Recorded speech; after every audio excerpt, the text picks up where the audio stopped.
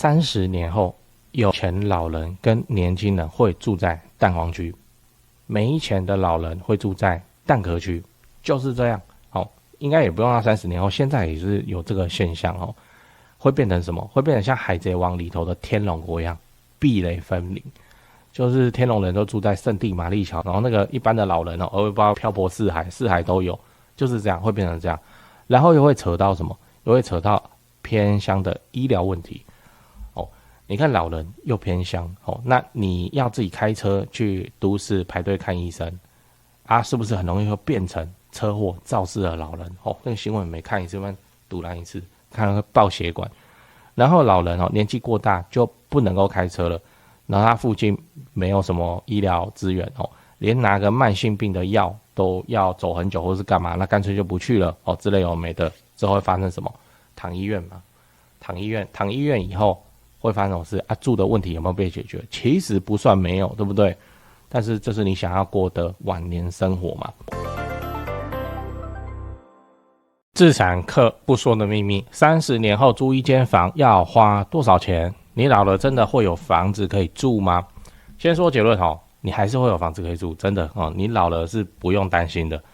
但是那个屋况会差到你无法想象。嗨，我是买房阿元，订阅买房阿元，我先祝你老了有房也有钱。我们上一支影片聊了高雄5大热卖地段，如果你还没看过的话可以看一下。那今天我来跟你讨论，你老了真的会有房子住吗？这是我们来聊迪卡上的一篇文章标题我念一下：没买房的人不担心以后没地方住吗？引战标题，每次都这样，这是吵架起手式，多跟空这样，可以点进去看看。然后你看这个万年老题目那个文章连结我就给它放在资讯栏，你有兴趣的话，你自己点进去看一下大家怎么吵架的。然后里面有一些留言我个人认为蛮有趣，所以就拿出来讨论看看。来，第一个，照顾一下 Podcast 的听众，我简单讲一下，就是他是认为要看地点。如果是台北、新竹就没有差，还是会有年轻人来住。但如果是蛋壳区就会受到影响，可能就只有老人租客的选择。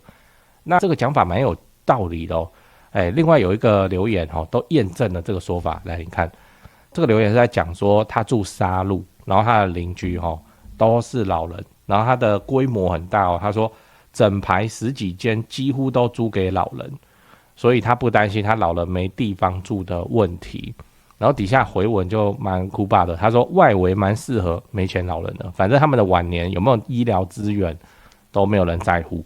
然后我们再来看一个不担心老了租不到房子的留言他说30年后台湾只剩1500万人，其中60%以上都是老人，那你房东叫做别无选择你不租给老人，你要租给谁？这个要提一下就是它这个数据是错误的。我们现在在银发宅的缺口高达125万户。那一集的节目里面有提到说人口结构的变化2050年的时候，全台湾会有40%都是老人，老人意思是超过65岁那等到2070的时候 46.5%， 将近一半所以你要知道，就算房东愿意租，你敢住吗？那我们这次就来认真讲说，乡民讲的这个情况，如果真的发生就是说未来台湾遍地都是老人的情况，房东就别无选择嘛，只能租给老人，这个房地产市场会变成什么样子好，我们需要补充一个背景知识，这背景知识就是说老屋台湾屋龄在30年以上，这边要先讲一下为什么那个屋龄超过30年就叫老屋？你觉得25也蛮老的超过20年就叫老这内政部的标准内政部就是老屋的定义就是30年以上屋龄好，来，台湾屋龄在30年以上老房子有多少间？来，你要不要猜看你看我画红框的地方全台湾每2间就1间，就这样现在就是超过50%。那我们讲30年后会发生什么事？这些房子就会变成60的屋龄，这么高的屋龄，老房子漏水、壁癌、水泥什么有的没的都出问题好，我知道你要讲都更会都更那你看这边的标题，都更有多难？全台北的老屋要全拆要380年哦，新北全改建要等到1000年以后，所以都更这种事情基本上叫不用想了。以台湾现在都更的速度哦，你现在在租的房子30年后大概也都还轮不到都更。就算真的发生都更好了，那我问你，台北市40年老公寓5楼套房，房东现在收你，假设月租15000，等他都更以后，他变成什么？等他30年后都更哦，他就变成30年后的0年电梯大楼哦啊，一样就来做隔套的话，你觉得他会收多少？对不对？很恐怖啊！到时候的新房子的套房还得了，收25000都还叫很便宜，正台北市嘛。如果你觉得贵，那你就会怎样？你就只能搬去另一间，搬去什么？搬去到时候台北市屋龄可能70-80年的老公寓5楼套房，就变成这样哦。我现在也还没跟你算房租哦，这20年也是会上涨的哦。那你自己看这个屋龄70-80年的老公寓，屋况到时候会变成什么样子？还是你认为说，天下的房东都很有良心，他会因为说，哎呀，是你要住哦，那不行，来，我先花一笔大钱，全部翻新，漂漂亮亮，干干净净，你再来住，有可能吗？所以你说30年后房东会不会租给你？我相信你一定找得到愿意租给你的房东啊，一定有，绝对有。可是到时候来30年后，他愿意租给你的价钱，你30年后你没有什么工作能力他愿意租给你的价钱，第一点，你能够接受吗？第二点，那个屋况你能够接受吗？你跟我说你现在就住在台北市40年老公寓的5楼套房，然后你也等30年后没有收入了，因为老了或干嘛了，那你有办法掏钱出来住进台北市的新电梯大楼吗？我是有点不太信啊。那我也知道另一种说法就是什么啊，老了我就回乡下去住，前面种菜后面养鸡非常的种豆南山下，悠然见南山，很爽这样。以南部来说，应该是种豆南山下，悠然见大武山就这样啊那老了回乡下住，每个受到工作压迫的年轻人都有这种回乡下种田的心中的愿望图景但你不要在那边嘴，你在都市住一辈子的人，老了以后你真的能够习惯乡下的各种不方便吗？这是没办法的现在就没办法。现在讲的是现在还在住在乡下地方的西大人长辈们什么乡下老家嘛，对不对？他们一直都在那边成长长大，所以他们能接受。那现在的小朋友，像我们这一代从那个小屁孩到现在都30几岁，我们都在都市中长大。你要我突然去住乡下度假可以啦，几天可以啦，直接那边住在那边当退休生活我个人认为现在我们这一代没有办法接受。乡下你以为很好，你以为好山好水好空气乡下农田那边会撒肥料好不好？那个晚上超臭的超级臭。我也是出差拜访到那个台南永康那附近的客户，我们听起来台南永康也算有听过吧不好意思我们要黑台南的意思，就是我对那边真的不熟。台南永康好像有听过然后是常听到永康交流道，然后就去了之后永康火车站然后一出来哇，这什么东西饲料桶哇怎么那么高，恐怖这样然后出去真的是田，然后那个田就有那个肥料的味道那个味道你要是能接受的话，我会认为说算你厉害。可是这就是乡下的西多郎现在怎样正在忍受的事情啊，你能接受？我是不太相信的那最后你要知道我的想法是这样你去看那篇文章很好看，它里头正方论述反方意见通通都有我也可以提出一些支持租屋的论述例如说2024年台湾的空屋总数是86万户，那个空屋它的定义是这样，你没办法查，你怎么知道一间房子是空屋它是查那个低用电量就是全年下来才用100多度等于基础用电就等于在缴基本费的86万户，然后租客的人数现在是多少人？300万人。假设2人住一间的话，好150万户的需求，那我们内政部掌握的有效租赁契约是68.7万件，有相当庞大的地下租约嘛，就是房东房客超商买一本红色的写一写就这样了嘛好，那这个内政部登记在案的有效租约就已经68.7万件哦，我们算69万件好了啊，跟150万户的需求哦，扣掉已经有合约的这65万户，还有81万户，81万户这个数字都已经超脱，就没有那个手感了，你知道？一间房子这样叫一户有81万我打个比方好了，你去把你家厕所扫一扫，扫一间厕所哦，跟扫81万间厕所，我靠！然后我们刚才讲全台空屋的数量有几户？86万，也就是说把这些租客全部都塞进空屋的话，可以塞满，还会剩多？剩5万空屋哦。所以你是不用担心未来会租不到房子，有没有道理？对不对？有没有道理？好，听了有没有很爽？那爽完以后呢，你遇到的问题还是没有改变啊。30年之后，你还是只租得起60年、70年、80年屋龄的老公寓，然后你已经60、70岁了，每天在爬公寓5楼，你怎么办？你很勇哦，这个固乐沙明骷髅胚盖，这个有办法爬吗？老人家爬5楼公寓，那我也知道有人会在那边嘴说，现在房子就这么贵嘛？就是买得起老公寓而已嘛。对，但是你现在买一间老公寓，30年的时间下去，也不是说闯荡啦，你就是放生出租30年的话，应该都有机会在30年内去走一个剧本，叫小换大，旧换新，换成电梯大楼。不是再差你也可以把蛋白区的老公寓怎样换成蛋壳区的电梯大楼吧？不是这样吗？蛋白老公寓换成蛋白的电梯大楼。如果你现在正在租房子，然后连租30年，未来会剩下什么？什么都没有。对啊，就是这样这很残酷的。在台湾的政治制度上就没有要保你一辈子，你知道？我们台湾已经有所谓的劳退劳退你自己去看，已经是相当不公平。现在年轻人薪水才多少，然后老人家在那边领1个月多少，都搭不起来啦。所以大家会说什么劳保破产或者什么。但是这里侧面反映了一个事情这就是政策环境没有要帮你终老，就没有你的退休养老拍谁拎刀来挤，你自己年轻的时候打混或者干嘛？为什么是政府要负责？其实不止台湾是这样子东亚国家都是这样儒家的思想圈都是这样。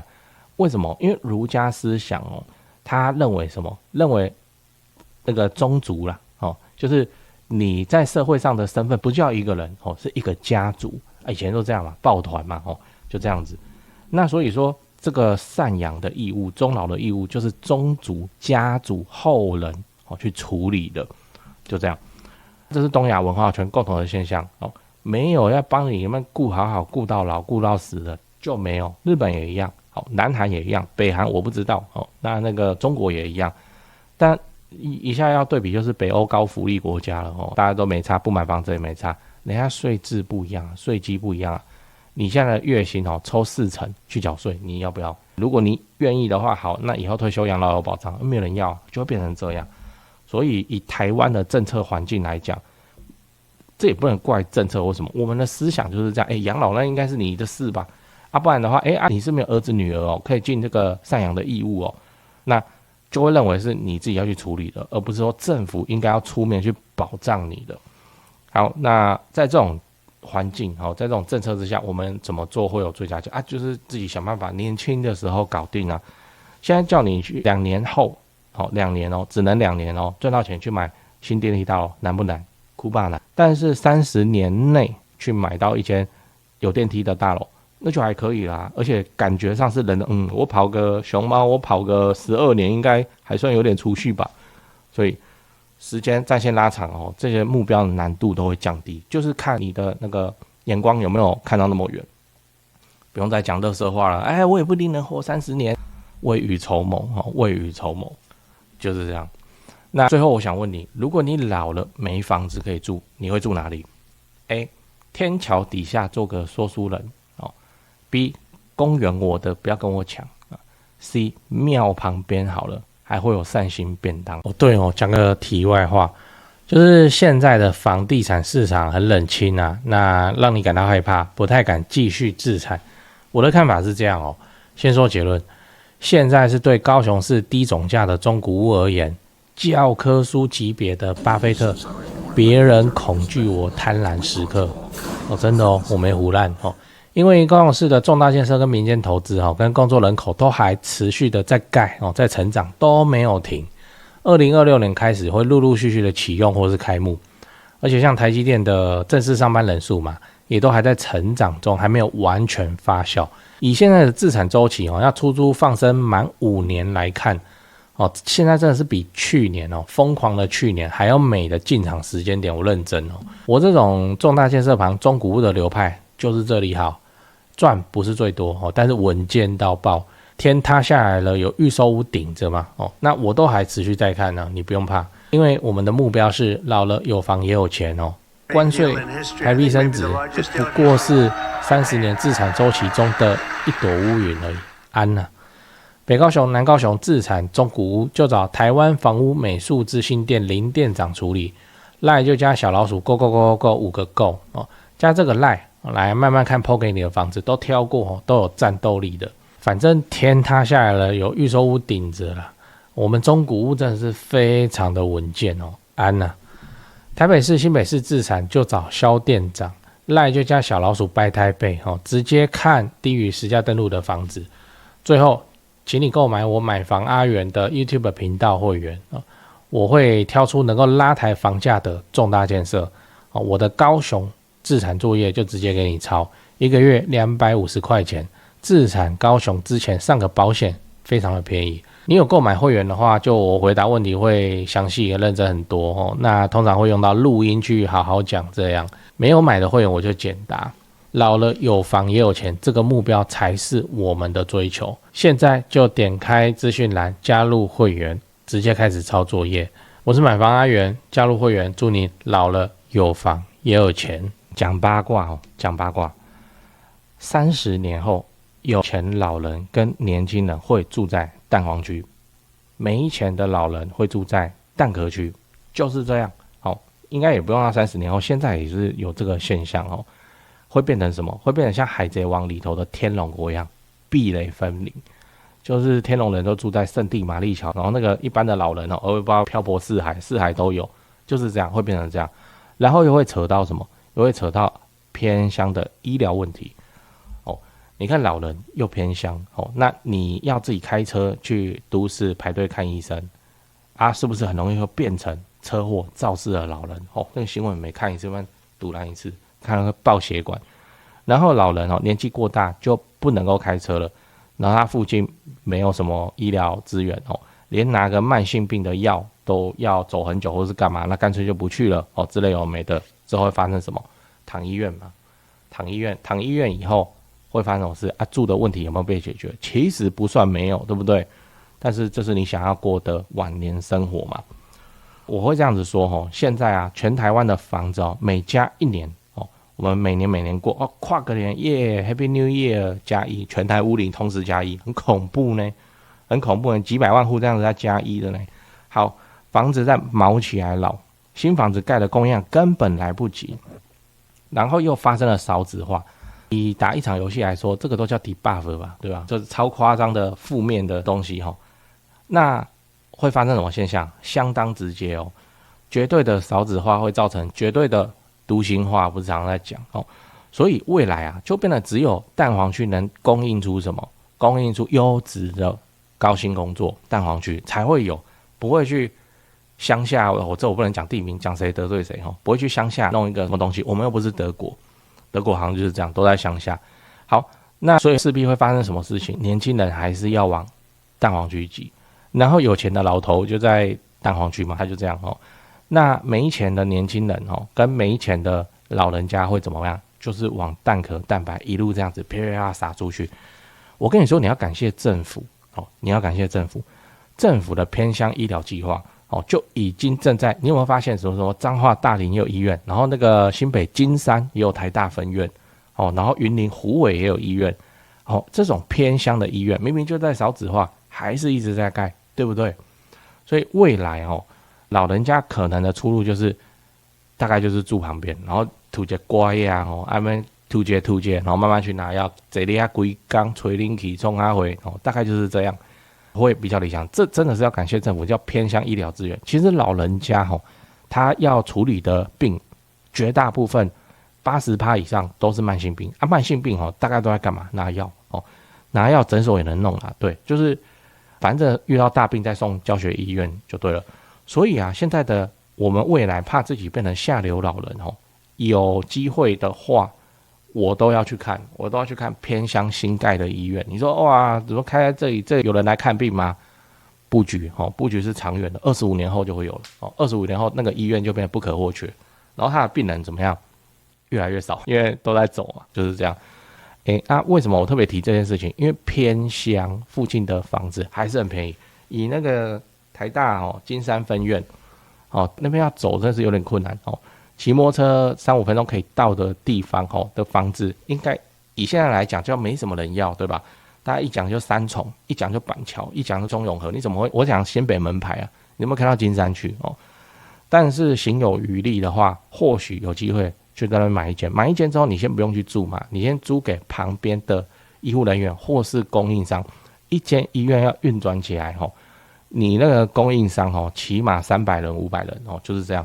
你租给他们，他们做仓库，他们也 OK 啊不要什么东西都从台北载到金山去他们附近会需要一个仓库 OK， 然后怎么样？你就可以用便宜的成本来布局未来的大型医院地方的大型医院旁边的房子。没有不好吧，对不对台湾版本就可以这样。这我没有查到日本韩国有没有在做这个，就特别一个偏乡地方。我未看先猜，以日本来说相对于台湾金山的地方，它要盖一个医院应该很麻烦吧，应该会被否决掉吧。可是我们台湾就盖了就营运啦现在你说金山医院它做什么超厉害的手术或什么也没有啊在干嘛？拿慢性病所以大宗是长这样。老人的机会就是这样参考看看，我乱华591还有那个600-700的房子还有这不是居住正义这是老人的一个解法。然后再来是我们既然有30年的筹备时间现在30几岁40几岁，我们就用30年去跟他换到蛋黄区。蛋黄是没问题的。以我今天的影片是不是都在讲说以后只能租给老灰啊因为你的租客都是老人，老房东在租老人就会变这样。你放心，在蛋黄区你才有资格怎么样挑年轻租客。就这种事情只会发生在蛋黄而已啦就是这样。你不用去赌说没有啊，蛋白也有那种外商就受不了，然后跑在那边，那是少数中的少数。绝大多数还是什么？绝大多数年轻人还是在蛋黄里头去为老板去为集团卖命。那你在蛋黄区的房地产，你才能挑，你知道蛋黄区的 buff 的正向的增强就是这么多它又能够在30年后让你去挑年轻租客，即使你的房子屋龄已经40-50了 OK 照挑。又要讲那个对不对？来591，你现在去看591租屋的业签，请问有一个选项让你选屋龄吗？没有嘛，对不对？可是你看中古屋的买卖就有让他选屋龄嘛。换句话说，就是租客对屋龄真的还好真的还好。以后可能会有变化啦，但是不管嘛。以现在来说，就是蛋黄区你可以挑有工作能力的年轻人，因为年轻人跟老人会同时排队，对吗？可是你在蛋壳区、蛋白区拍谁就只有老灰啊，那就变成说你别无选择，要租不租。租了之后，你也觉得他这个应该他连现在拿个2押1租都在那边陪串，问你能不能少一点呢？之后一定会租大包了。可是我不租，我没有收入租给他开始欠房租，你去催你又被他砍就会发生这种事情。蛋黄啦，回到蛋黄啦。如果在20年前讲蛋黄区的自产就是要增值要干嘛要干嘛。但是以2025年我们来看未来20年的蛋黄区的自产，你可以发现增值其实还好，大概就随通膨起来就起来了嘛那我们更在意的是什么？我们更重视的就是那个稳健程度。人会越来越少，会越来越往都市集中一集中就会造成像日本那样。日本不是我们的前辈嘛，教科书嘛，他们的老人比我们还多然后东京的房价还在创高，凭什么？为什么日本的老人都不去乡下过日子就这样就这样所以我是买房阿远嘛那我的slogan就是老了有房也有钱这个房在蛋黄区，怎样都是比较理想的，一起加油吧。你最近在找室内装潢公司吗？我查到一个有趣的资料讲给你听，就是说民众在找室内设计公司最讨厌遇到的几个状况。来，第一个，设计师承包商收款后跑路，对吗这确实很糟糕，因为这等于是装潢蟑螂，这就要打诉讼。可是房子还是拆在那边哦，很讨厌这样。不过我知道有一家不会这样，因为他几千万的门市在家装潢都是老板自己买自己装的哦，有那个财务的实力。那现场也有直接可以挑瓷砖、挑板材的地方哦，大门市找得到人，跑不掉。那真的做爆了的话，也兜得了底哦，都还赔得起。第二点是施工不良，日后漏水。我都施工了还漏水，这样这也确实很麻烦，因为都住进去了嘛。那到时候为了要修漏水，可能还影响到邻居哦，搞得家里又要变工地。不过我知道有一家不会这样至少豪宅案子也是敢委托他们去做。那第三点是恶意追加费用，预算严重超支，这个也是很糟糕，就是通常是发生在那种跑单帮的设计师哦，就他是先低价报价，然后把案子接进来，然后后面再一直加，反正我都拆下去了，那你不加也不行，就会感觉像被绑架一样。这个我观众也反映过非常多这种情况，不过我知道有一家不会这样，因为他们就做10几年了哦，那这个案例上跟那个施工上跟他的售后去看他的 Google 评论评价就知道了。你刚刚看到的画面哦，全部都是他们家以前施工做过的案例照片。接下来我都放完工后的照片给你看。先说结论哦，台北市、新北市地区的朋友，反正就是泸州，他们店在泸州，泸州开车30-40分钟之内可以到的地区。那家里要装修或者自产的要装修，就找这一家室内装修公司先问问看。